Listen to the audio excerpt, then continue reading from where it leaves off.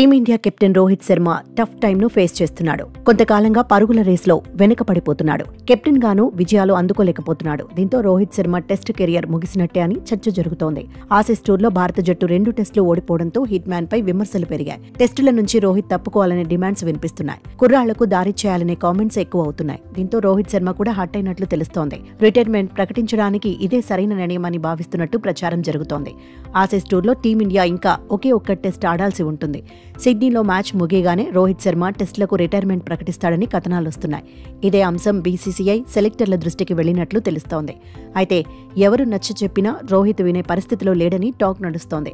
రిటైర్మెంట్పై కీలక నిర్ణయం తీసుకున్నట్టే అనే చర్చ సాగుతోంది.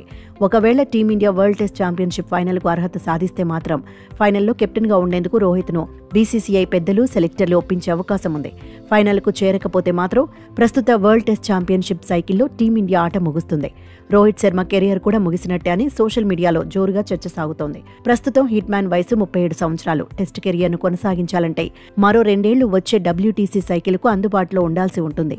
కానీ ప్రస్తుతం హిట్ మ్యాన్ ఫామ్లో లేడు. ఫిట్నెస్ కూడా దారుణంగా ఉందనే విమర్శలున్నాయి. దీంతో ప్రస్తుత వరల్డ్ టెస్ట్ ఛాంపియన్షిప్ సైకిలే రోహిత్కు చివరిది అనడంలో డౌట్ లేదని ఎక్స్పర్ట్స్ చెబుతున్నారు. ప్రస్తుతం సమీకరణాలు చూస్తుంటే భారత జట్టు ఫైనల్ చేరడం కూడా కష్టంగానే ఉంది. అదృష్టం కలిసి రావాల్సి ఉంటుంది. రేసులో సజీవంగా భారత జట్టు నిలవాలంటే సిడ్నీ టెస్ట్లో తప్పక గెలవాల్సిందే. ఒకవేళ టీమిండియా ఓడినా ఆఖరి మ్యాచ్ను డ్రా చేసుకున్నా ఫైనల్కు చేరే అవకాశాలు ఉండవు. సిడ్నీ టెస్ట్లో గెలిచినా నేరుగా ఫైనల్ చేరడానికి ఛాన్స్ లేదు. శ్రీలంకతో 2 మ్యాచ్ల టెస్ట్ సిరీస్లో ఆసీస్ 2 మ్యాచ్లు ఓడిపోవాలి.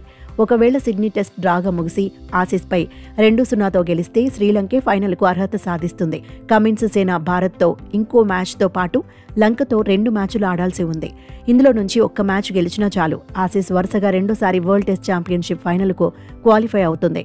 మొత్తంగా సీన్ చూస్తుంటే సిడ్నీలో రోహిత్ టెస్టుల నుంచి తప్పుకోవడం ఖాయంగా కనిపిస్తోంది. గత 6 ఇన్నింగ్స్ల్లో కలిపి రోహిత్ శర్మ జస్ట్ 31 పరుగులే చేశాడు.